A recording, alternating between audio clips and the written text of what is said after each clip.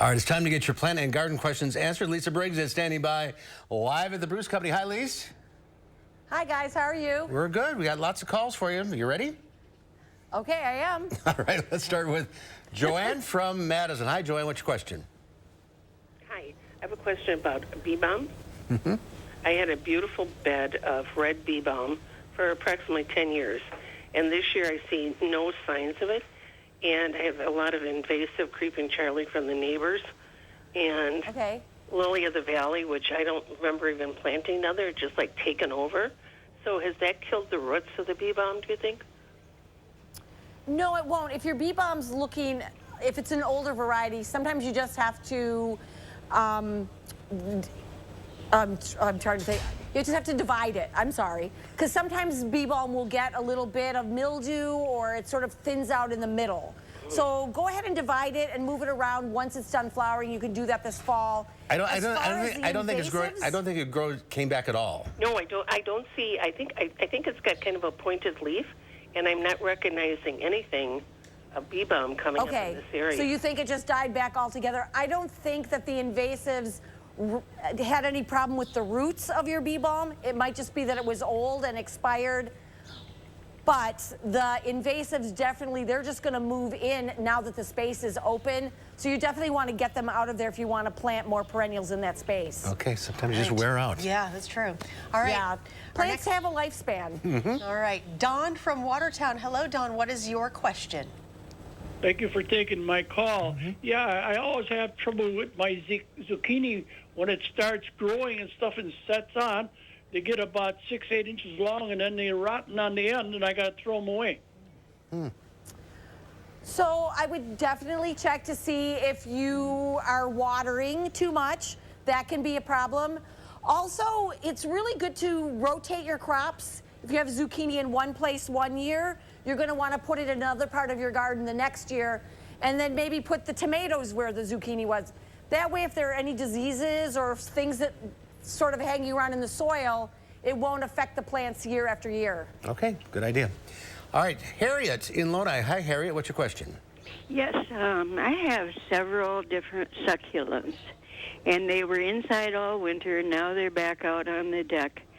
They're doing well, but they have gotten really leggy, very tall, and only growth on the upper 1/3, and the rest of it, the stem is just bare.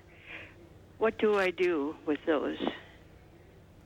Well, once they start to lose all that growth on the bottom, it's kind of hard to bring that back, but you can cut that stem where you've got good growth, and you can re-root that. Succulents root really easily. You can put a little bit of powdered rooting hormone on there and put it back in the soil, and a lot of times you can regenerate your plants that way. Oh. All right. Judy from Madison. Hi, Judy. What's your question? Hi, Lisa. I have a shrub rose that is mature, and it has very lovely buds on it, but they look very distorted. And I have been suggesting that they have a condition called thrips. Does that sound right? It's possible, but thrips are usually a greenhouse insect. We don't usually see it out in the wild very often. It might be that you have aphids that, as they're draining the sap or the juices from the rose buds, might be causing some distortion. The other thing is, if somebody used some herbicide and you had some drift in, herbicide will often cause distortion on leaves and buds and other growth. That's why you want to be really careful, you know, on a windy day, to not just sort of spray stuff indiscriminately. So it could have drifted over from you. Maybe you were spraying somewhere else and it just sort of moved over. But it's unlikely that it's thrips in a landscape setting. Okay. It's usually a greenhouse. It's usually a greenhouse thing.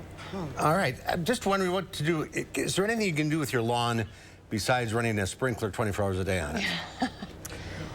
Well, here's the thing. We usually have this conversation in July and we say, okay, what's going on in your yard this year? Do you want to keep your lawn green, or do you want to let your yard go dormant? Because once the cooler weather comes back in the late summer and early fall and we get some rain, it usually regenerates pretty easily. It's like a month before we have this conversation. So if your lawn, if the weather patterns change, the lawn will come back. If you start watering now, it will probably come back too. But if you make that decision that you want to water it and bring it back because you're going to have a baby shower, a graduation party or something, then you're going to want to commit to the watering. So it just depends on what you can put up with.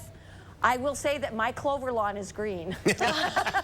Well, at least you don't have to mow the lawn. Right, that's true. There's this upside to You that. got your clover Yes, and I don't lawn. have to mow it just one time a season. Wow. All right, we're out of We time. might have to rethink Right. lawns in general. Kentucky bluegrass might not be suitable around here anymore. All right, we're out of time, Lisa. it might Thank be you. that point. Thank you, Lisa. Thank you, guys. Thank you all for calling. We'll do it again soon.